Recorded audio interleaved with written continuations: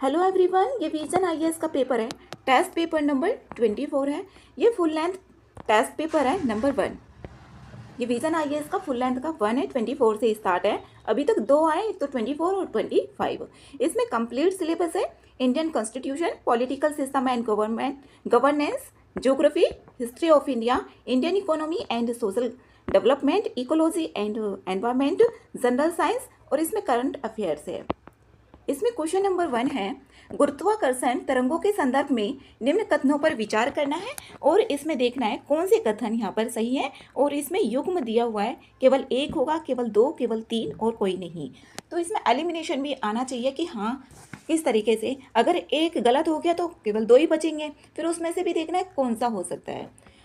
तो यहाँ पर है, ये दिक् काल संरचना में उत्पन्न होने वाली तरंगें हैं। ये ऑप्शन इसमें सही है। जो गुरुत्वाकर्षण तरंगें हैं वो निम्न आवर्तियों पर ब्रह्मांड में व्याप्त हैं। तो पहला ऑप्शन यहाँ पर ये सही है।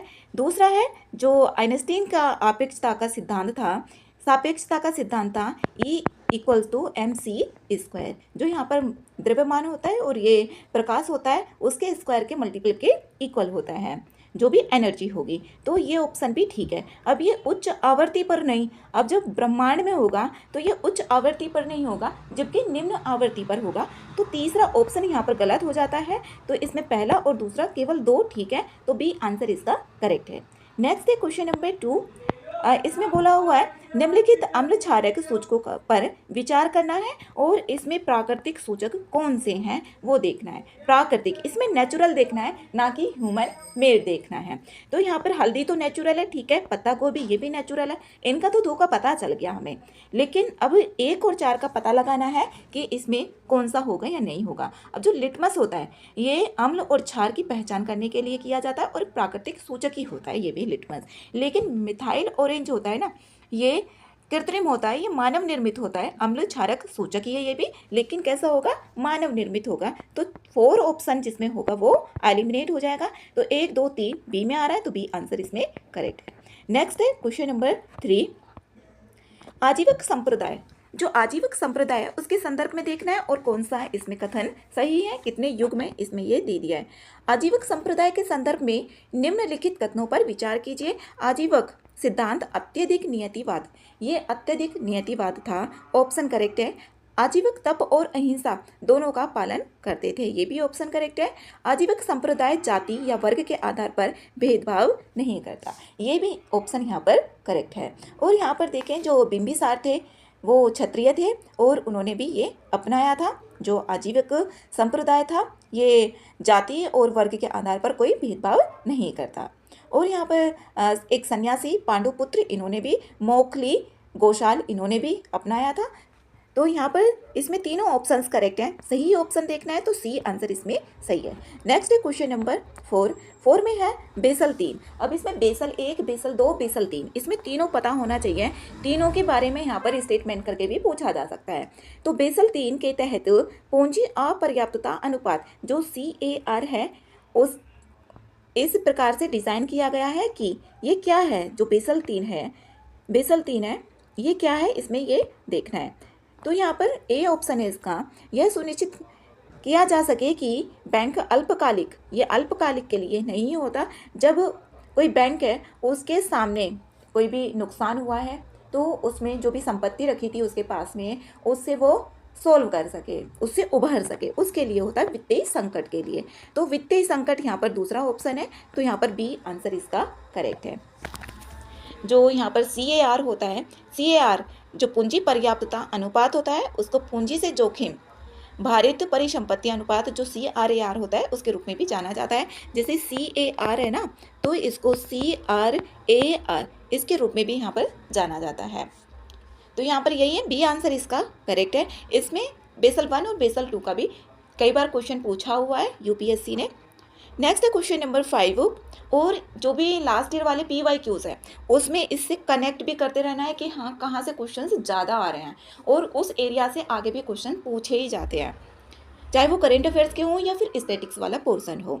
भारतीय राजनीति में संसद की भूमिका के संदर्भ में निम्नलिखित कथनों पर इसमें विचार करना है, देखना है यहाँ पर कौन से कथन इसमें सही है, युग्मी करके इसमें पूछा हुआ है। इसमें यहाँ पर देखें पहला ऑप्शन, यह व्यक्तिगत नियम और वार्षिकी के सिद्धांत के आधार पर बजट के माध्यम से आरक्षित निधि के सृजन की किसी भी संभावना को समाप्त कर देती है। संसद के बारे में बोला गया है, जो व्यक्तिगत नीति है और वार्षिकी के सिद्धांत के आधार पर जो भी बजट है के माध्यम से आरक्षित निधि के सृजन, जो भी यहाँ पर सृजन हो रहा था वार्षिकी के माध्यम से, ये केवल एक वित्तीय वर्ष के लिए धन प्रदान करती है, जो संसद होगी सरकार को, और जो भी दी गई धनराशि होगी वित्तीय वर्ष के अंत तक व्यय नहीं की जाती है, तो शेष राशि होगी वो क्या हो जाएगी, व्यक्तिगत हो जाएगी, वहाँ से ले ली जाएगी, वो वापस उसमें जो भी संचित निधि होती है उसमें जमा हो जाती है। इसके बारे में यहाँ पर बोला गया है ये। तो पहला ऑप्शन तो इसमें करेक्ट है। सेकंड है, इसमें संवैधानिक शक्तियों का प्रयोग करते समय इसकी शक्तियाँ असीमित हैं, इसकी शक्तियाँ असीमित नहीं है। दूसरा ऑप्शन यहाँ पर गलत है। इसमें यहाँ पर ऐसे देखा जा सकता है, जब हम इस ऑप्शन को सोचेंगे तो इससे रिलेटेड यहाँ पर जो केशवानंद भारती मामला है 1973 का, तो उसमें जो फंडामेंटल जो स्ट्रक्चर है, जो मूलभूत ढांचा है, तो उससे रिलेटेड सोचा जा सकता है, तो ये ऑप्शन गलत हो जाता है। कार्यपालिका के पास प्रत्यायोजित विधायन की शक्ति है, जिसके तहत यह संसदीय निगरानी के बिना विस्तृत विनियम के लिए स्वतंत्र होती है। ये ऑप्शन भी यहाँ पर गलत है। जो संसद होती है वो कानूनी ढांचा तैयार करती है, कार्यपालिका को कानून के ढांचे के अंतर्गत विस्तृत नियम और विनियम बनाने के लिए उसको बोला जाता है। तो यहाँ पर ये ऑप्शन भी गलत है, ये ऑप्शन भी गलत है, और पहला ऑप्शन यहाँ पर ठीक है। व्यक्तिगत मतलब कि वापस जो भी उसके पास में निधि बच जाती है, फंड बच जाता है, तो वापस से संचित निधि में जमा कर लिया जाता है। तो ऑप्शन एक युग्म ही इसमें सही है, ए आंसर इसका करेक्ट है। नेक्स्ट है क्वेश्चन नंबर 6 में यहाँ पर इसमें देखना है, ये भविष्य अस्मिता ये परियोजना है, और यहाँ पर ये किससे संबंधित है ये देखना है। इसमें यहाँ पर जो भविष्य है ये पेंशन प्रोसेसिंग सॉफ्टवेयर होता है। यहाँ पर पहला तो इसमें गलती हो गया, महिला उद्यमियों के लिए बोला हुआ है। अस्मिता होती है ये जो भी भारतीय भाषाएं हैं उसमें अनुवाद और जो भी लेखन किए जाते हैं उसके लिए, और जो यूजीसी है यूनिवर्सिटी ग्रांट कमीशन है, शिक्षा मंत्रालय के अंतर्गत इसको शुरू किया गया था, और जो भारतीय भाषाएं उसमें सामग्री का संवर्धन भी किया जाता है। तो इसमें ये ऑप्शन गलत है, पेंशन भोगियों के लिए बोला गया है। सेहर भारतीय भाषाओं में शैक्षिक पुस्तकें प्रदान करना, ये ऑप्शन भी इसमें यहाँ पर गलत है। ये महिला उद्यमियों के लिए है, ना कि भारतीय भाषाओं में शैक्षिक पुस्तकें तैयार करना। तो इसमें से ना एक भी ऑप्शन इसमें सही नहीं है, तो यहाँ पर सही पूछा हुआ है, तो इसमें कोई नहीं होगा, डी आंसर इसका करेक्ट है। नेक्स्ट है क्वेश्चन नंबर 7 में है शिक्षा का अधिकार। जो शिक्षा का अधिकार है राइट टू एजुकेशन 2009 का है ये, और इसमें कौन सा सही नहीं है वो देखना है। इसमें गलत ऑप्शन देखना है, ये बालक और विद्यालय शब्दों को परिभाषित करता है। सही है पहला ऑप्शन। तो शिक्षा का अधिकार अधिनियम अल्पसंख्यक संस्थानों पर भी लागू होता है। ये अल्पसंख्यक जो संस्थान है उन पर भी लागू होता है। अब यहाँ पर तीसरा है, यह अधिनियम सभी प्राथमिक विद्यालय के शिक्षकों के लिए निजी ट्यूशन पर प्रतिबंध लगाता है, चाहे वे सरकारी हो या फिर निजी हो। ये भी ठीक है। यह अधिनियम उन बालकों को लक्षित करता है जो गरीबी रेखा से नीचे हैं। ऐसा इसमें नहीं है गरीबी रेखा से नीचे, यहाँ पर ये सार्वभौमिकता है, सभी के लिए है। कोई भी बालक जो भारत का नागरिक है, अमीर हो या गरीब हो, कोई भी जाति का हो, कोई भी वंश से हो, कोई भी धर्म का हो, लड़की हो या लड़का हो, सभी के लिए ये है। जो RTE एक्ट है ये, तो इसमें डी आंसर ही इसका करेक्ट होगा। इसमें यहाँ पर BPL के लिए बोल दिया गया है। नेक्स्ट है क्वेश्चन नंबर 8, भारतीय न्यायपालिका के संदर्भ में निम्नलिखित कथनों पर विचार करना है, और इसमें देखना है कौन सा आंसर इसका सही है। इसमें भी युग्म करके इसको पूछा गया है। पहला है, क्षेत्रीय पीठों की स्थापना के लिए किसी संवैधानिक संशोधन की आवश्यकता नहीं होती है। ये ऑप्शन इसमें करेक्ट है। जब क्षेत्रीय पीठों की स्थापना की जाती है तो उसमें संवैधानिक संशोधन की जो कॉन्स्टिट्यूशनल अमेंडमेंट होता है उसमें आवश्यकता नहीं होती है। भारत के मुख्य न्यायाधीश के पास, जो मुख्य न्यायाधीश हैं उनके पास उच्चतम न्यायालय की क्षेत्रीय पीठों के स्थानों के संबंध में निर्णय लेने का अधिकार है। जो मुख्य न्यायाधीश होते हैं भारत के CJI होंगे, उनके पास में निर्णय लेने का अधिकार होता है। और क्षेत्रीय पीठों की जो स्थापना की जाएगी, भारत के राष्ट्रपति की स्वीकृति आवश्यकता होती है। तो ये भी ठीक है, इसमें राष्ट्रपति जी की स्वीकृति ली जाती है। तीनों ऑप्शन यहाँ पर ठीक है। तो इसमें सभी तीनों सी में आ रहा है, सी आंसर इसमें करेक्ट है। इसमें एक तो संसद वाला चैप्टर, संसद हो गया, संसद से ज़्यादा क्वेश्चन मिल जाएंगे अगर ज़्यादा प्रायोरिटी दी जाए तो चैप्टर्स को। एक तो संसद हो गया, फंडामेंटल राइट्स हो गए, और DPSP हो गए, DPSP, और स्टार्टिंग से 1, 2, 3 चैप्टर हैं उनका भी, वो भी होने चाहिए। यहाँ से हो जाते हैं तो मोस्टली क्वेश्चंस हो जाएंगे। और राष्ट्रपति जी और ये CJI न्यायपालिका आपातकालीन, इससे ही यहाँ पर पूरा हो जाता है। 1, 2 क्वेश्चन होगा जो अलग से होगा। नेक्स्ट है क्वेश्चन नंबर 9 में है भारतीय रिजर्व बैंक की हाल ही की नीति के संदर्भ में देखना है निम्नलिखित कथनों पर विचार। ये इकोनॉमिक्स का है क्वेश्चन और ये करंट अफेयर से भी रिलेटेड है। यहाँ पर है ये, इसमें भी नहीं, इसमें एलिमिनेशन मेथड से भी हो सकता है ये। भारतीय रिजर्व बैंक, इसमें पहला ऑप्शन दिया हुआ है, ये है बाहर के निवासी व्यक्तियों जो PROIS हैं को भारत के बाहर रुपया खाता खोलने की अनुमति दी गई है, उसके बारे में यहाँ पर बताया गया है। और इसमें देखना है कौन कौन सी विशेषताएं हैं। भारतीय बैंक भारत के बाहर के निवासी व्यक्तियों को भारतीय रुपए में ऋण दे सकते हैं, पहला ऑप्शन ठीक है, ये इसकी विशेषताओं में है। और यहाँ पर दूसरा है विशेष अनिवासी रुपया जो SNRR है, खातों का उपयोग प्रत्यक्ष विदेशी निवेश जो FDI है, फॉरेन डायरेक्ट इन्वेस्टमेंट के लिए किया जा सकता है, दूसरा ऑप्शन भी यहाँ पर ठीक है, ये भी इसमें अनुमति दी गई है। नीति रुपया खाता खोलने को केवल व्यापार से संबंधित गतिविधियों तक ही सीमित है। ऐसा नहीं है कि यहाँ पर व्यापार तक ही सीमित है, इसके लिए बोला गया है, इसमें और भी गतिविधियों को शामिल किया गया है। तो यहाँ पर तीसरा ऑप्शन है ना, वो गलत हो जाता है। तीसरा ऑप्शन किस में आ रहा है, यहाँ पर इसमें आ रहा है, इसमें आ रहा है। अब पहला तो करेक्ट ही था और दूसरा भी, तो सी आंसर इसमें सही है। नेक्स्ट क्वेश्चन नंबर 10 सामाजिक धार्मिक सुधार आंदोलन के संबंध में देखता है। और तौहीद के बारे में, तौहीद की अवधारणा को कौन सा इसमें स्पष्ट करता है। तौहीद का मतलब होता है एकत्व का निर्माण करना, एकता का दावा करना, वो है यहाँ पर एकता। अब यहाँ पर जहाँ पर एकता की बात हो रही होगी ना, वही ऑप्शन सही हो जाएगा। अल्लाह के एकत्व इसी में ही हो रही है। देखो, पूजा या बहुदेववाद को अस्वीकार करता है, तो ए आंसर इसमें सही है। यहाँ पर अब कर्ज जल संधि, ये तो सभी को पता होगा, ये काला सागर और अजोव सागर के बीच में स्थित है, तो बी आंसर इसमें करेक्ट है। नेक्स्ट है क्वेश्चन नंबर 12 भारतीय संविधान के भाग 3 के अंतर्गत दिए गए मूल अधिकारों के बारे में निम्नलिखित कथनों पर विचार करना है। और इसमें यहाँ पर युग्म का ही देखना है कौन कौन से इसमें सही होंगे। भारतीय संविधान के भाग 3 के अंतर्गत उल्लिखित राज्य शब्द पंचायत और नगर पालिकाएं भी शामिल हैं। जो आर्टिकल 13 है ना, जो भाग 13 है वो 12 से लेकर 35 तक आता है, और आर्टिकल 13 में राज्य के बारे में बताया गया है, उसकी परिभाषा क्या होगी। तो इसमें पंचायत और नगर पालिकाएं शामिल होती हैं, ये ऑप्शन इसमें यहाँ पर ठीक है। नेक्स्ट है यहाँ पर भाग 3 के अंतर्गत उल्लिखित जो सभी मौलिक अधिकार केवल राज्य की मनमानी कार्रवाई के विरुद्ध लागू होते हैं। ऐसा नहीं है कि केवल यहाँ पर राज्य की मनमानी के विरुद्ध होंगे, जो निजी व्यक्ति होते हैं उनके विरुद्ध भी उपलब्ध है। जैसे कि आर्टिकल 15(2) हो गया, आर्टिकल 17 हो गया, आर्टिकल 18 हो गया, और आर्टिकल 23 और 24 हो गया। आर्टिकल 23 और 24 से रिलेटेड कई बार क्वेश्चन पूछा गया है, तो इसमें आर्टिकल भी पता होने चाहिए। तो यहाँ पर दूसरा ऑप्शन तो इसमें गलत है। भारतीय संविधान के भाग 3 के अंतर्गत दिए गए सभी अनुच्छेद स्वयं निष्पादक हैं। ये स्वयं निष्पादक नहीं है।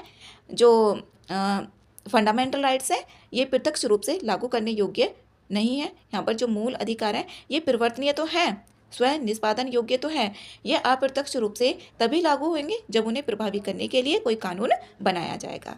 तो यहाँ पर ये भी ऑप्शन इसमें गलत है, तो पहला ऑप्शन ही इसमें ठीक है, तो ए आंसर इसका करेक्ट है, ए। नेक्स्ट है यहाँ पर क्वेश्चन नंबर 13 भारत में विदेशी उच्च शिक्षण संस्थानों जो FHEI है उसके बारे में यहाँ पर देखना है। हाल ही में विश्वविद्यालय जो यहाँ पर यूजीसी है, यूनिवर्सिटी ग्रांट कमीशन, नियमों के संदर्भ में निम्नलिखित कथनों पर विचार करना है। भारत में कैंपस स्थापित करने के इच्छुक FHEI को समय समय पर आयोग द्वारा तय की गई वैश्विक रैंकिंग के समग्र श्रेणी में शीर्ष 500 में स्थान प्राप्त हुआ है। ये यहाँ पर ऑप्शन करेक्ट है।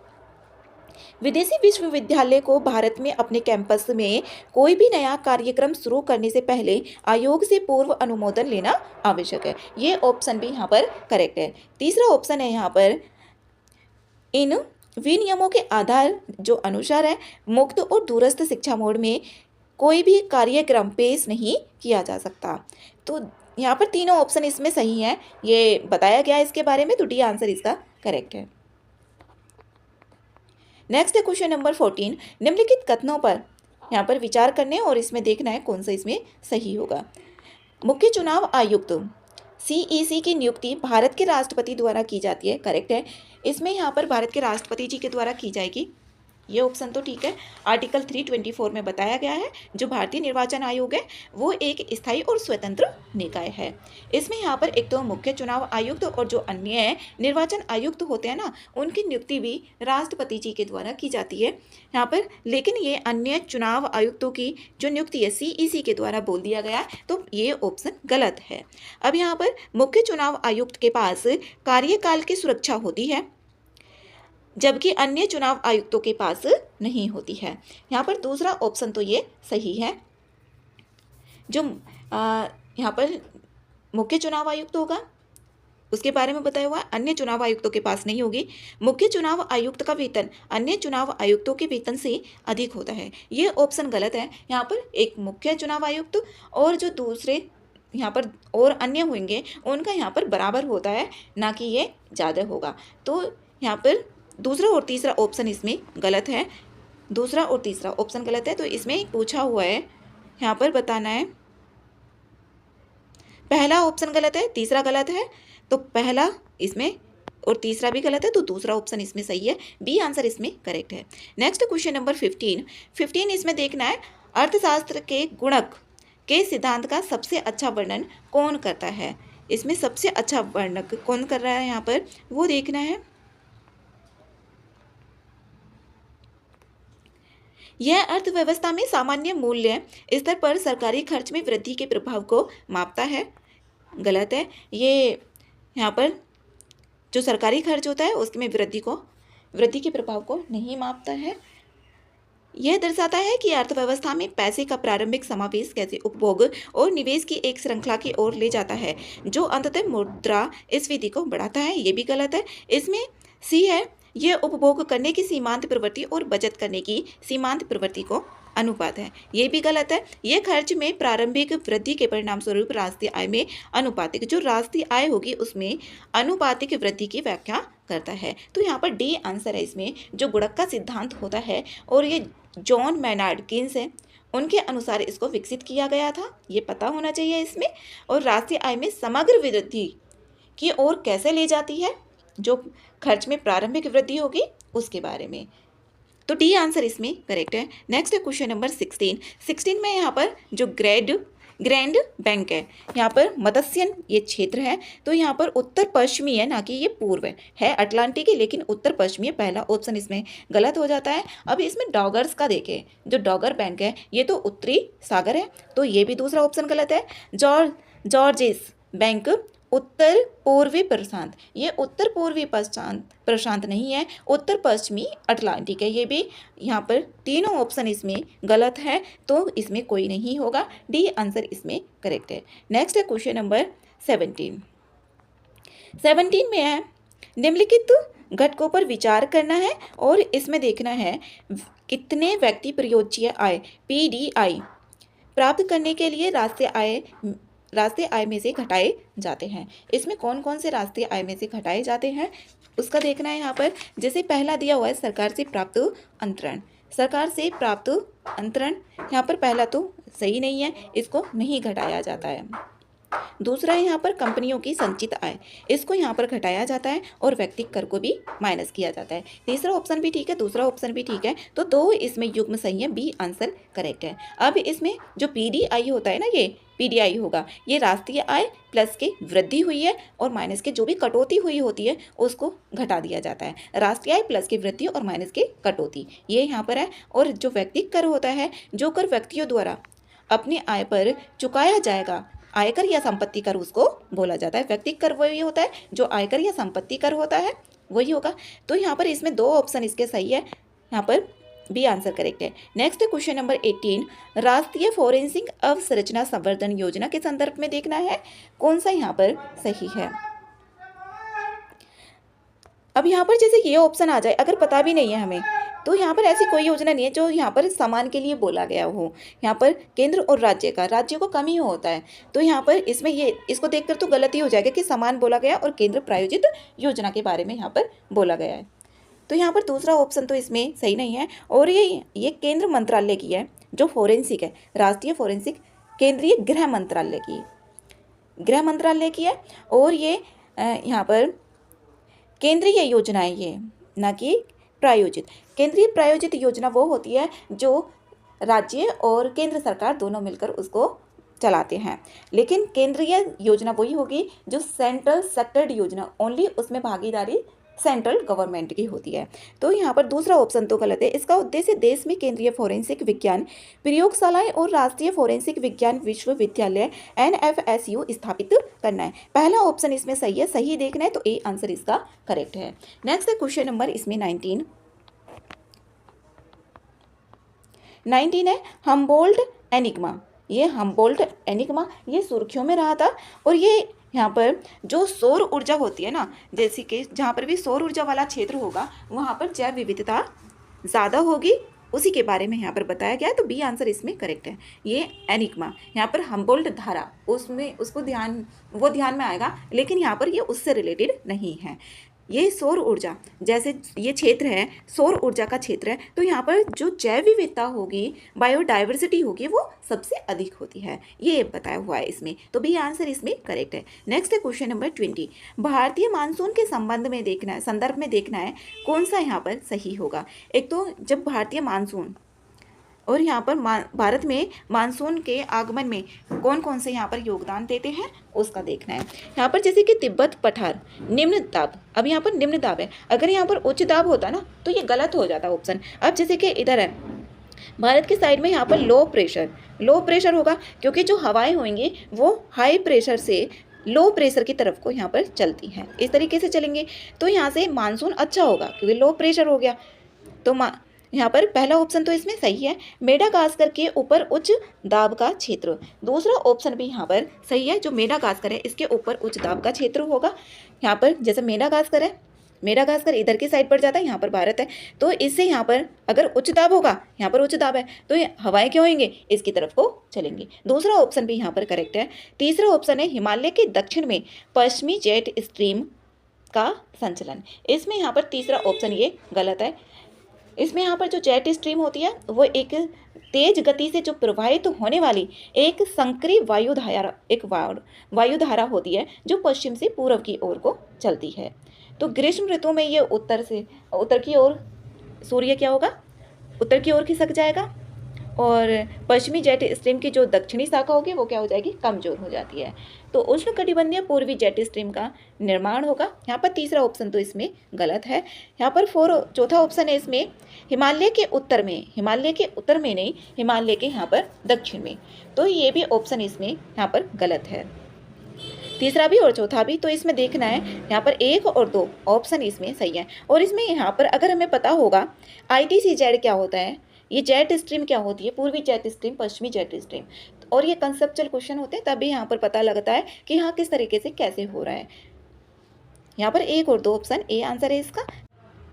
इसमें नेक्स्ट क्वेश्चन है 21।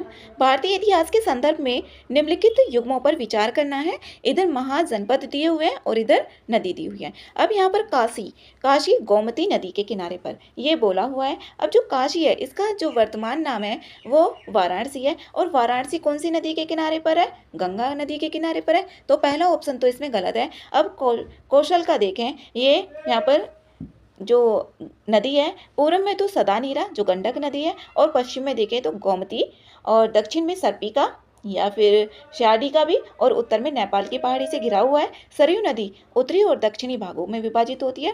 तो श्रावस्ती इसका जो आधुनिक नाम है ये है श्रावस्ती सहित महित के नाम से भी जाना जाता है। तो इसमें दूसरा ऑप्शन भी गलत है। अब अंग की बात करें, अंग जो चंपा नदी है यहाँ पर ये, और इसमें बिहार का जो भागलपुर है और मुंगेर जिला है, तो ये यहाँ पर गंगा नदी से। तो इसमें जो होगा केवल एक ही ऑप्शन इसमें ठीक है, तो केवल एक इसका युग्म सही है। नेक्स्ट है क्वेश्चन नंबर 22। मूल्य कमी भुगतान योजना PDPS पीएम आशा के लिए देखना है। इसमें यहाँ पर ये जो भी इसमें फसल है उससे भी रिलेटेड है, जैसे कि इसमें जो तिलहन है ना उसको शामिल किया गया है, ना कि इसमें अनाजों के लिए है। तो तीसरा ऑप्शन है ना ये तो इसमें गलत हो जाता है, क्योंकि इसमें चावल और किसके लिए बोल दिया है? गेहूं के लिए। अगर हमें ये पता है कि हाँ इसके लिए, तो इसमें दूसरा ऑप्शन तो गलत हो गया, दूसरा ऑप्शन गलत है। तो इसमें एक बचा, अब एक देखना है वो सही है या नहीं। PDPS के तहत MSP और अधिसूचित बाजार में बिक्री मॉडल मूल्य के बीच मूल्य अंतर का प्रत्यक्ष भुगतान किया जाता है। ये ऑप्शन यहाँ पर करेक्ट है। इसमें यहाँ पर जो पीएम आशा है इसकी शुरुआत 2018 में की गई थी। 2018 में की गई थी। दलहन, तिलहन और खोपरा के लिए जो न्यूनतम मूल्य प्रदान किया जाता है उसके लिए थी। इसमें 3 घटक जैसे कि PSS मूल्य समर्थन योजना, PDPS मूल्य कमी भुगतान योजना, और बाजार हस्तक्षेप योजना MIS के माध्यम से इसको क्रियान्वित किया जाता है। तो एक सही है इसमें, तो आंसर इसका ए करेक्ट है। नेक्स्ट है क्वेश्चन नंबर 23। हाल ही में उत्तराखंड सकल पर्यावरण उत्पाद, ये इंपॉर्टेंट है क्वेश्चन, राज्य बन गया है कौन? उत्तराखंड। इसमें यहाँ पर देखना है इसमें कौन कौन से घटक हैं जिनको शामिल किया गया है। इसमें जनसंख्या घनत्व नहीं है, जिसमें तीसरा हो उसको कट करना है। तो यहाँ पर बाकी के 4 बचे, तो 4 सी आंसर इसका करेक्ट है। नेक्स्ट है यहाँ पर क्वेश्चन नंबर 24। यह कवि इलांगो अदिगल, इसको इस यहाँ पर इतना ही पढ़ के पता चल जाएगा कि ये तमिल एक महाकाव्य है, और यहाँ पर कौन सा है? ये सिलप्पाधिकारम। ए आंसर इसमें करेक्ट है। ये संगम काल उसमें ही है, तो ये पढ़ा ही होगा सबने। यहाँ पर है निम्नलिखित कथनों में से कौन सा मितव्ययता विरोधाभास का सर्वोत्तम रूप से दर्शाता है, वो देखना है। जो मितव्ययता का मतलब होता है किसी के पास पैसा है या कुछ और संसाधन है, उसको सही तरीके से उसका यूटिलाइज करना, सही तरीके से उसका प्रयोग करना। अब यहाँ पर विरोधाभास बोल दिया है। विरोधाभास मतलब कि उसका क्या कर रहा है? यहाँ पर विरोध कर रहा है मितव्ययता का, वो देखना है। ऐसे भी सोचा जा सकता है। यहाँ पर है इसमें जो मितव्ययता का विरोधाभास है, जो अर्थशास्त्री थे जॉन मैनार्ड कीन्स ने 1936 में अपनी पुस्तक में the general theory of employment, interest and money में प्रस्तुत किया था। इसी बचत का विरोधाभास भी कहा जाता है। जो बचत की जाती है उसका विरोधाभास भी कहा जाता है। अंतर विरोधी स्थिति को ये दर्शाता है। और जो व्यक्ति बचत दरों में वृद्धि से समग्र जो आर्थिक बचत होगी उसमें कमी आती है। अब इसमें वही देखना है। यहाँ पर यह सिद्धांत कि व्यक्तियों की बचत दर में वृद्धि से अर्थव्यवस्था में समग्र बचत सदैव वृद्धि होगी, ऐसा तो नहीं है कि सदैव वृद्धि होगी। यह अवधारणा कि व्यक्तियों के बीच उच्च बचत दर से समग्र आर्थिक बचत में कमी आती है, क्योंकि विरोधाभास है तो कमी के लिए बोला जा रहा है, इसका उल्टा होगा। तो बी आंसर इसका करेक्ट है। नेक्स्ट है क्वेश्चन नंबर 26। निम्नलिखित में से कौन सा हाल ही में सुर्खियों में रहे प्रेस्टन वक्र? जो प्रेस्टन वक्र है ये सैमुअल प्रेस्टन के द्वारा 1975 में इसको प्रस्तुत किया गया था। और ये यहाँ पर सार्वजनिक स्वास्थ्य में एक ये अवधारणा है जो किसी देश के जो प्रति व्यक्ति आय है और जीवन प्रत्याशा है उसके बीच में संबंध को दर्शाता है। एक तो प्रति व्यक्ति आय होगी, प्रति व्यक्ति आय है, और यहाँ पर जीवन प्रत्याशा, प्रति व्यक्ति आय और जीवन प्रत्याशा के बीच में जो भी इसमें संबंध को दर्शाता है वही इसका आंसर होगा। तो बी आंसर करेक्ट है इसका। ये अरेखीय होता है, अगर यहाँ पर रेखीय आ जाता ना तो तब भी गलत हो जाता। तो ये कैसा है यहाँ पर अरेखीय प्रवृत्ति को दर्शाता है। बी आंसर यहाँ पर करेक्ट है 26 का। नेक्स्ट है यहाँ पर क्वेश्चन नंबर 27, चार्टर अधिनियम। हाँ, इससे भी एक क्वेश्चन जरूरी रहता है।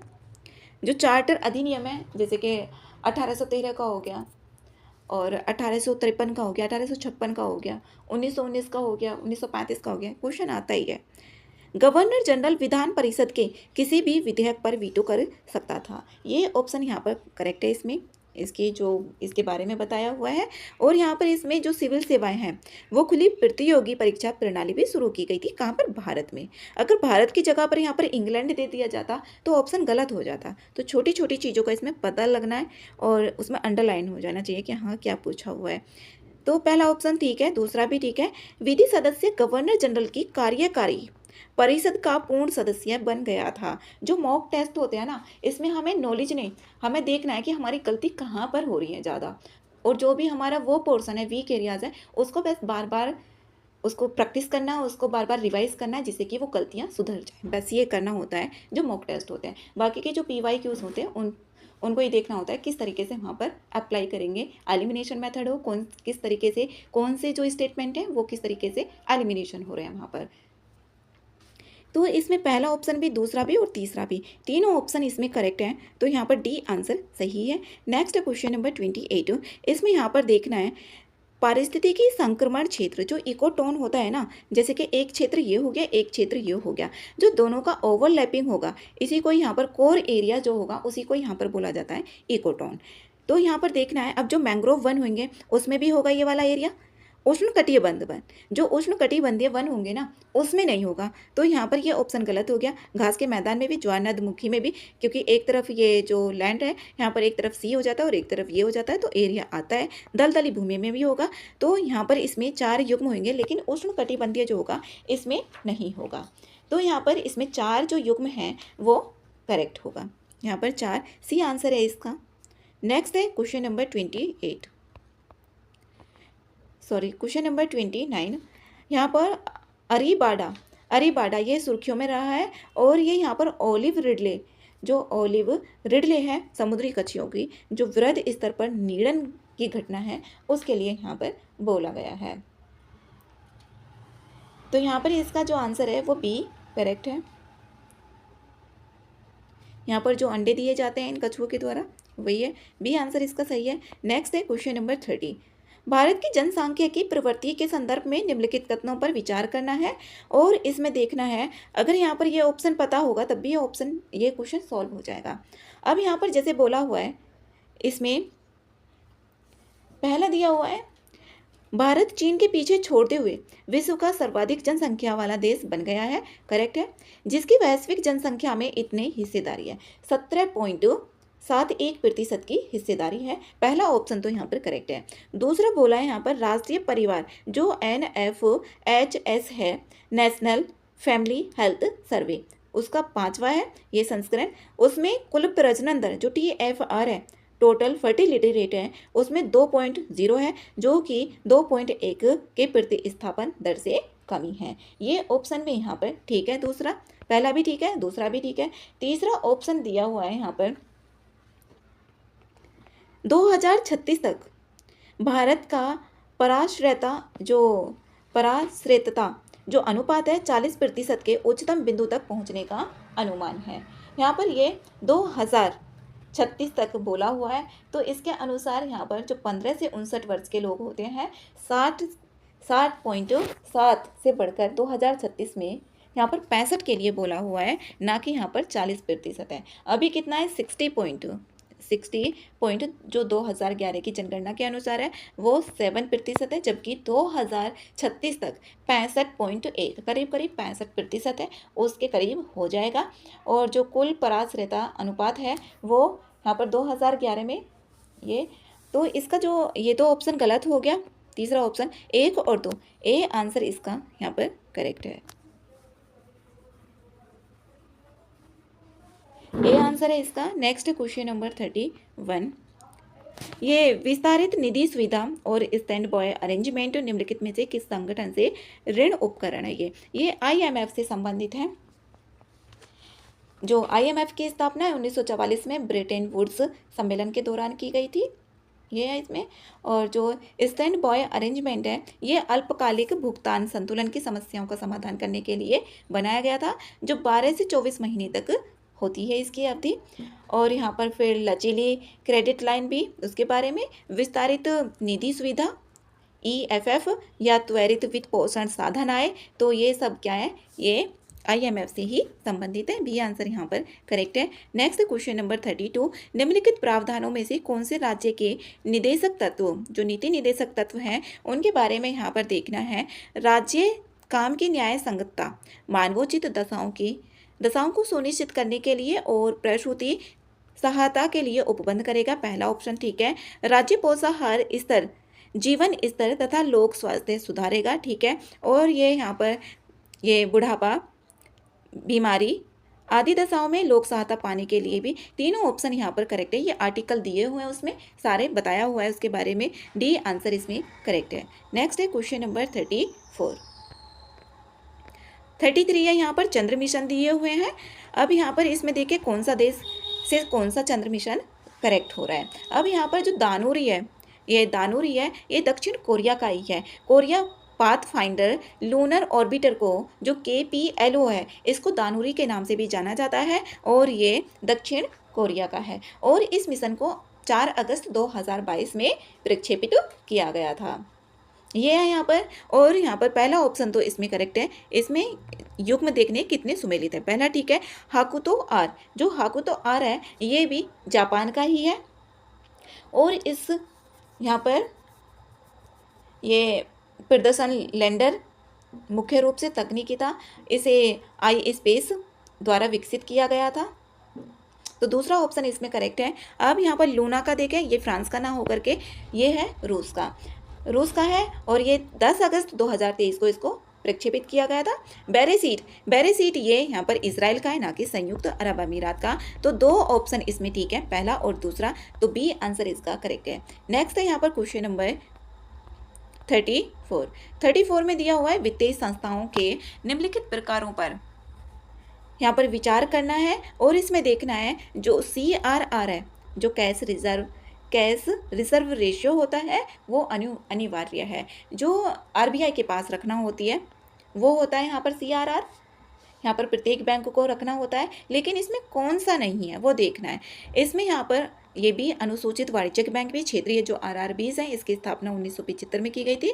ये भुगतान बैंक, जो पेमेंट बैंक है, इनको भी तीनों को रखना होता है। जो NBFCs होती है ना, NBFCs से भी लास्ट ईयर में क्वेश्चन आए हुए हैं, तो इसमें भी ये पता होना चाहिए NBFCs के क्या कार्य होते हैं और किस कंपनी अधिनियम के अंतर्गत इनको रखा गया है, किसके अंतर्गत काम करती हैं ये। तो चौथा ऑप्शन है ना, इसमें गलत है, ये तीनों बाकी के करेक्ट हैं। तो 1 2 3 युग्म सही है, तो सी आंसर है इसका। नेक्स्ट है यहाँ पर क्वेश्चन नंबर 35, संघवाद के संदर्भ में देखना है। संघवाद से क्वेश्चन आ जाता है इससे भी, और ये मेंस के लिए भी इम्पोर्टेंट है। संघवाद में केंद्र सरकार राज्य सरकार को किसी कार्य को करने का आदेश नहीं दे सकती है, ये ठीक है। जब संघवाद होगा तो जो केंद्र सरकार होती है वो राज्य सरकार को कोई भी कार्य करने का आदेश नहीं दे सकती है, ठीक है। सही ऑप्शन देखना है। राज्य सरकार के पास अपनी शक्तियाँ होती हैं जिनके लिए वह केंद्र सरकार के प्रति उत्तरदायी नहीं होती है, ये ऑप्शन भी यहाँ पर करेक्ट है। तो इसमें दोनों ऑप्शन सही हैं, सी आंसर है इसका। संघवाद का मतलब वही होता है। नेक्स्ट क्वेश्चन नंबर 36, ये परिवर्तनवादी और अपरिवर्तनवादी के मध्य जो विभाजन हुआ था वो किस मुद्दे को लेकर हुआ था। जो विधान परिषद थी ना, जो उदारवादी थे वो कह रहे थे कि उसमें विधान परिषद में जाकर वो विरोध करेंगे जो ब्रिटिश नीतियां थी, लेकिन जो अपरिवर्तनवादी थे वो उनका था कि वो बाहर रह के करेंगे। तो 1919 के जो तहत विधान परिषद था उसमें भाग लेने से संबंधित था ये, तो बी आंसर इसमें करेक्ट है। नेक्स्ट क्वेश्चन नंबर 37, इसमें यहाँ पर ये बोला गया है कौन सी जो लंबाई के अनुसार जो घटता क्रम है उसको व्यवस्थित करना है। सबसे ज़्यादा तो जो सीमा है वो बांग्लादेश की है, तो 3 होगा। फिर उसके बाद यहाँ पर चाइना की फिर 4 हो गया। फिर उसके बाद पाकिस्तान की है तो 2 हो गया। 3 4 2 1 इसमें आ रहा है सी में, तो सी आंसर इसका करेक्ट है। नेक्स्ट क्वेश्चन नंबर 38, ये भी आसान है सवाल। इसमें प्राथमिक उत्पादकता से लेकर, प्राथमिक उत्पादकता देखना है तो 4 होगा, घास होगी, क्योंकि पेड़ पौधे होंगे तो घास पे कौन डिपेंड होगा, ये टिड्डा होगा, 2 होगा। फिर उसके बाद यहाँ पर मेंढक होगा, 2 4, यहाँ पर 4 2 5। फिर यहाँ पर 1 होगा पाइथन, जैसे कि सांप हो गया, और सांप को कौन खाता है, बाज खाता है, 1 होगा। और फिर यहाँ पर होगा बाज, 3 होगा। 4 2 5 1 3, तो बी आंसर इसमें करेक्ट है। 38 का यहाँ पर बी आंसर है। नेक्स्ट है क्वेश्चन नंबर 39। 39 है इसमें, मुद्रा बाजार में नकद प्रबंधन बिल CMBS पर विचार करना है और इसमें देखना है यहाँ पर सही ऑप्शन बताने हैं। ये सरकार द्वारा अस्थायी तरलता की कमी को प्रबंधित करने के लिए जारी किए गए अल्पकालिक ऋण है। यहाँ पर पहला ऑप्शन तो इसमें सही है, ये अल्पकालिक ऋण है जो मुद्रा बाजार में नकद प्रबंधन के बिल। ये विपणन योग्य ऋण लिखित होते हैं जिन्हें छूट पर जारी किया जाता है। इसमें छूट जारी की जाती है, जैसे कि अगर 100 रुपये लिए तो उसमें छूट होगी, जैसे कि 10 की हो गई, इस तरीके से, और अंकित मूल्य पर इनको बनाया जाता है। इन्हें केंद्र और राज्य के द्वारा, दोनों के द्वारा नहीं किया जाता, ओनली केंद्र के द्वारा ही इनको किया जाता है। तो यहाँ पर जो होगा, यहाँ पर तीसरा ऑप्शन तो गलत है। तीसरा ऑप्शन अगर एलिमिनेट कर दिया जाए, पहले तीसरा ही देख लिया जाए, तो यहाँ पर तीनों में कट हो रहा है तो एक ही बच जाता है, 1 और 2। तो 39 का आंसर इसमें ए ऑप्शन सही है। Next question number 40। हाल ही में आरंभ की गई उभरते खतरों के लिए तैयारी और लचीलापन, जो तैयारी और लचीलापन है ये किससे संबंधित है, ये WHO से संबंधित है। अब WHO मतलब कि स्वास्थ्य है, तो स्वास्थ्य एक ही ऑप्शन में आ रहा है, यहाँ पर उसको लिंक करना है बस, किससे जारी था, कैसे था, तो ये आंसर इसमें करेक्ट है। सार्वजनिक स्वास्थ्य आपात नीति एक करेक्ट है। नेक्स्ट क्वेश्चन नंबर 41 में यहाँ पर देखना है 2023-24 में निम्नलिखित में से कौन से कृषिगत उत्पादों का विश्व का सबसे बड़ा उत्पादक कौन सा रहा है 2023-24 में। एक तो यहाँ पर भारत रहा है, यहाँ पर देखें इसमें एक तो दूध का पहला ऑप्शन तो ठीक है, और यहाँ पर गन्ना का तो हो नहीं सकता क्योंकि गन्ना में तो ब्राज़ील है, ये है। तो 5 का 2 एलिमिनेशन हो गए, यहाँ पर पहला तो होगा ही होगा और तीसरा भी होगा ही होगा। मसाले में यहाँ पर तीसरा भी, पहला तीसरा, और यहाँ पर केला में भी है, चावल में नहीं है। चावल में कौन है, चाइना है। तो इसमें 1 और 2 3 तीनों ऑप्शन यहाँ पर करेक्ट है, ए आंसर इसमें सही है। और भारत फल और सब्जियों में दूसरा स्थान है भारत का, फलों में भी और सब्जियों में भी दूसरा स्थान है, पहला स्थान पर चाइना है। तो यहाँ पर इसका आंसर ए है। Next question number 42। अभी इसमें 42 है, यहाँ पर ये मॉडर्न इंडिया का है। भारत की स्वतंत्रता संग्राम की निम्नलिखित घटनाओं के कालानुक्रम देखना है। भारत छोड़ो आंदोलन, जो भारत छोड़ो आंदोलन है ये 8 अगस्त 1942 में, 8 अगस्त 1942, इसमें डेट भी पता होनी चाहिए। एक ही ईयर के दे दिए जाते हैं और डेट का पता होगा तो तभी वो लग पाता है, अदरवाइज नहीं हो पाता फिर। अब यहाँ पर देखिए INA मुकदमा जो था, ये यहाँ पर सुभाष चंद्र बोस जी के नेतृत्व में जो भारतीय राष्ट्रीय सेना है जापान के साथ मिलकर युद्ध किया था, और ये हुआ था 1945 से 46, 1945 से 46। ये है यहाँ पर रॉयल इंडियन नेवल रेटिंग्स विद्रोह, ये 1946 का था, 1946। अब कैबिनेट मिशन का देखें, ये भी 1946 का था, लेकिन मार्च में था, ये मार्च में था। अब ये जो था ना रॉयल इंडियन, ये फेब का था, ये फेब का है। तो इसमें यहाँ पर देखें, इसमें ये जनवरी के करीब था। तो 1945 पहले तो पहला ही होगा, फिर दूसरा होगा, फिर तीसरा होगा और फिर चौथा होगा। 1 2 3 4 डी आंसर इसमें करेक्ट है। नेक्स्ट है यहाँ पर क्वेश्चन नंबर 43 में देखना है इसमें भारत के जो अमूर्त सांस्कृतिक विरासत है उसमें कौन कौन से शामिल हैं। यहाँ पर अमूर्त का मतलब होता है इंटेंजिबल कल्चरल हेरिटेज, जिसको हम छू नहीं सकते उसको बोलते हैं इंटेंजिबल या अमूर्त। तो यहाँ पर जैसे कि संगीत हो गया या डांस हो गया, तो हम उसको छू नहीं सकते। जैसे कि संगीत है तो वो गाया जा रहा है किसके द्वारा, उसको तो हम छू सकते हैं, लेकिन जो संगीत है उसको नहीं छू सकते। इसी तरीके से डांस है, तो यहाँ पर जैसे रामलीला है ये भी अमूर्त में है, गरबा है और कुटियाट्टम है और योग है ये भी। तो यहाँ पर देखिए रामलीला को 2008 में शामिल किया गया था, और इसमें यहाँ पर बात करें कुंभ मेला को 2017 में किया गया था, और जो गुजरात का गरबा है इसको 2023 में इसको शामिल किया गया है, इसलिए भी इम्पोर्टेंट है। और जो कुटियाट्टम है ये केरल का एक नाट्य रूप है, और यहाँ पर योग योग को जो किया गया था 2016 में इसको शामिल किया गया था। तो इसमें चारों हैं, डी आंसर इसमें करेक्ट है। Next question number 44, Jim Corbett राष्ट्रीय उद्यान के संदर्भ में देखना है। यहाँ पर इससे गंगा नदी होकर नहीं जाती है, गंगा या राम गंगा नदी में यहाँ पर कन्फ्यूजन हो सकता है। तो राम गंगा नदी, इससे पहले भी क्वेश्चन आया हुआ है लास्ट PYQs में। तो यहाँ पर रामगंगा नदी से प्रवाहित होती है, भारतीय उपमहाद्वीप का पहला उद्यान था, लेकिन ये भारत में यूनेस्को विश्व धरोहर स्थल के रूप में इसको नामित नहीं किया गया। तो तीसरा ऑप्शन, तीसरा जिसमें होगा गलत हो जाएगा, तो ए आंसर इसका करेक्ट है। नेक्स्ट क्वेश्चन नंबर 45, भारत में मनोरंजन के लिए सर्प विष के उपयोग के संदर्भ में देखना है। यहाँ पर भारत में मनोरंजन के दौरान उद्देश्य से कोबरा और रसेल वाइपर जैसे सर्पों से सर्प विष एकत्र करना क्या है, अवैध है। यह ऑप्शन करेक्ट है। यह स्वापक, औषधि और मन प्रभावी। यहाँ पर ये 1985 का ना होकर के 1971, यहाँ पर 1971 होता है, तो ये सही हो जाता। तो पहला ठीक है, कथन एक सही है और कथन 2 गलत है, तो सी आंसर इसमें करेक्ट है। नेक्स्ट क्वेश्चन नंबर 46, भारतीय संविधान के अनुसार देखना है इसमें कौन सी कथन इसमें सही है। इसमें संघ सूची के विषय पता होने चाहिए, राज्य सूची के भी विषय पता होने चाहिए। लास्ट ईयर में भी क्वेश्चंस आए हुए हैं इस टाइप के। यहाँ पर टेलीफोन और बेतार जो वायरलेस है ये राज्य सूची का विषय है, ये ऑप्शन यहाँ पर गलत है। यहाँ पर जो पेटेंट होता है ना वो होता है यहाँ पर ये संघ सूची का विषय, ये ऑप्शन इसमें ठीक है। लेकिन जो टेलीफोन और ये है ये भी संघ सूची का विषय है, जबकि यहाँ पर राज्य सूची दे दिया। और पथकर ये संघ सूची का नहीं है, जबकि यहाँ पर ये जो पथकर होता है, पथकर संघ सूची का विषय नहीं है ये भी। और जो दत्तक ग्रहण और उत्तराधिकार है ये राज्य सूची का नहीं, जबकि समवर्ती सूची का है।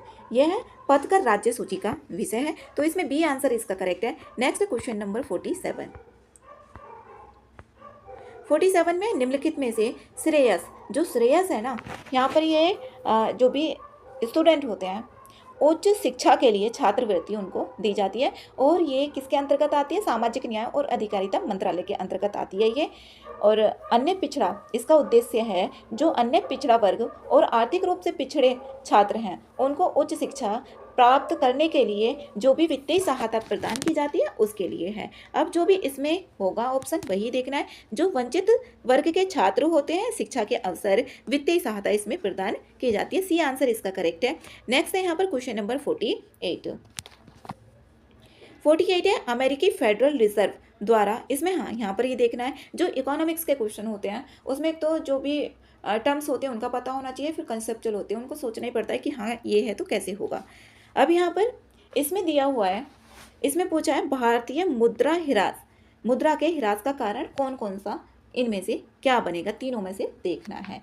इसमें ना यहाँ पर जो अमेरिकी फेडरल रिजर्व द्वारा डॉविश मौद्रिक नीति है, ये इसमें ब्याज दरों में कटौती, ये डॉलर के आकर्षण को क्या करेगा, कम करता है इसमें। और जो उभरती बाजार मुद्राएं होंगी वो क्या हो जाती हैं, मजबूत हो जाती हैं। डॉलर का जो आकर्षण होगा ना इसमें कम हो जाएगा, तो अब आकर्षण कम हो गया तो मूल ह्रास का कारण तो नहीं बनेगा, तो पहला ऑप्शन इसमें गलत है। भारत से पूंजी का पलायन, अब जब भारत से पूंजी चली जाएगी तो मूल्य ह्रास होगा ये, तो इसमें दूसरा ऑप्शन सही है। अब तीसरा है भारतीय बाजार की तुलना में वैश्विक बाजारों में उच्च मुद्रास्फीति, इसमें उच्च मुद्रास्फीति नहीं होता तो निम्न होता तो सही हो जाता। अब यहाँ पर ये तीसरा ऑप्शन भी इसमें गलत है, इसमें जो होगा बी आंसर ठीक है, दूसरा ऑप्शन है इसका, दूसरा बी आंसर इसका करेक्ट है। नेक्स्ट क्वेश्चन नंबर 49, निम्नलिखित में से किस परिघटना के कारण खिड़की में प्रवेश करने वाली प्रकाश की किरण, जो खिड़की होती है उसमें से प्रकाश किरण दिखाई देती है उसको यहाँ पर टिंडल प्रभाव के नाम से जाना जाता है। इसमें यहाँ पर जो प्रकाश किरण होगी कोलाइडल विलयन में प्रवेश करती है, ये जो सूक्ष्म छोटे छोटे कण उसमें मौजूद होते हैं वो होता है टिंडल परिघटना या टिंडल प्रभाव। इसमें नेक्स्ट है क्वेश्चन नंबर 50, वैश्विक और भारतीय शहरी जनसंख्या सांख्यिकी के संदर्भ में देखना है, निम्नलिखित कथनों पर विचार करने हैं। यहाँ पर देखना है कौन से इसमें ऑप्शन करेक्ट है। इसमें यहाँ पर अगर देख लेना तीसरा ऑप्शन तो 2 एलिमिनेट हो जा रहे हैं। 2011 की जनगणना के अनुसार भारत में 100 से अधिक, इसमें 100 से अधिक 2011 की जनगणना के अनुसार इसमें देखना है। इसमें 46 शहरों की आबादी 1 मिलियन से अधिक है, जैसे दिल्ली, मुंबई और कोलकाता। यहाँ पर यह 46 शहरों में ना कि 100 से अधिक। तो तीसरा ऑप्शन गलत हो गया। तीसरा इसमें भी है, इसमें भी है, गलत हो गया। अब पहला और दूसरा, जब यहाँ पर अब लिंक है, इसमें लिंक भी होता है यहाँ पर, अब लिंक का भी पता चल गया कि हाँ इससे ये लिंक हो रहा है, तो फिर वो ऑब्वियसली गलत ही हो जाएगा। अब जैसे यहाँ पर है, ये तो गलत हो गया। भारत में विश्व की तीसरी सबसे बड़ी शहरी आबादी है। तीसरी सबसे बड़ी शहरी आबादी, अब तीसरी शहरी सबसे बड़ी आबादी तो नहीं हो सकती, तो यहाँ पर विश्व की 55% शहरी आबादी, यहाँ पर विश्व स्तर पर 55% शहरी आबादी शहरी क्षेत्रों में निवास करती है। ये ऑप्शन ठीक है। और इसमें बोला हुआ है 2050 तक बढ़कर कितनी हो जाएगी, 68% के लिए बोला गया है। पहला ऑप्शन यहाँ पर ठीक है। और यहाँ पर जो मलिन बस्तियाँ हैं भारत में वो 17% है। 17% है। जब 17% यहाँ पर मलिन बस्तियाँ हो गई तो कैसे हो गई, तो दूसरा ऑप्शन यहाँ पर गलत है ये भी।